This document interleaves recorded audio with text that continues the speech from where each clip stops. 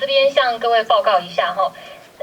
这个民调这个问卷哈，这个问卷的时间是5月14号到18号，一共我们回收了2111份。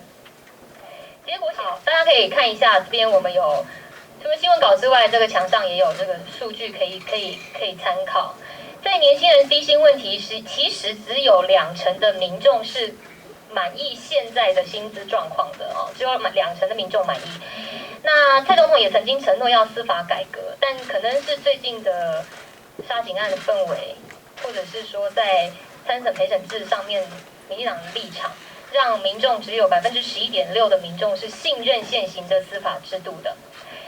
另外，蔡总统曾经讲说，这个经济上面他也需要做出改变，但是我们看到也是只有20%民众对于现在的经济情况感到乐观。教育改革的部分满意度也只有24%。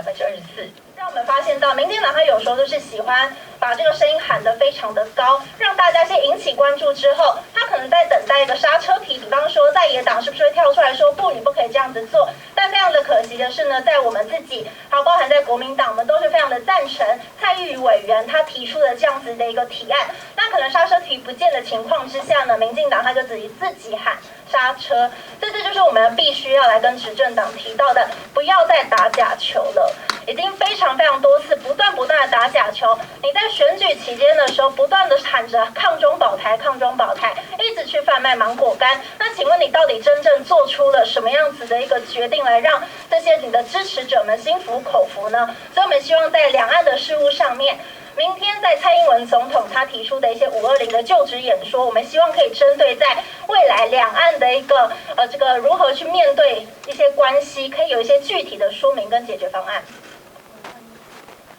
把台湾变成真正的台湾，我们未来不用再讨论华航证明，不用讨论护照证明，不用讨论出去要代表哪一个国家，或 WHA 要用什么名字。我们希望台湾就是台湾，台湾跟中国不一样，我们会继续努力，谢谢。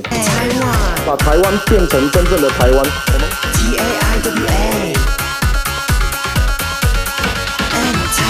所以我认为台湾并没有这个义务，也没有这个责任去关心中国是否民主化。我们要关心的是我们这片土地上的每一个台湾人民是否能够有尊严平等的在国际社会跟大家相处。那这里面最大的关键当然就是中国。所以呢，我们决定我们党会抛出一个叫《中国关系法》，摒弃过去以和平善意为基础来互动的中国关系的两岸人民关系条例。我们会以民主自由的精神民主进步的精神为基础。然后呢，我们会广邀这个时代的力量试图说服现在还没有办法接受的台湾民众跟中国国民一起来建立一个新宪法、新共和，想办法让这个台湾能够真正骄傲的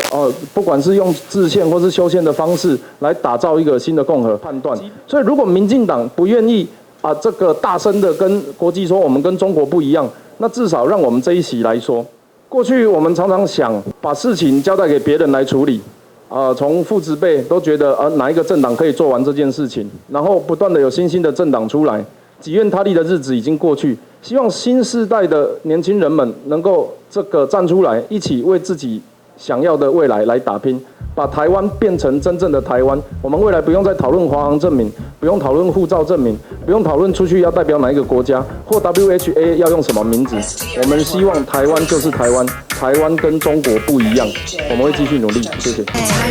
把台湾变成真正的台湾，我们。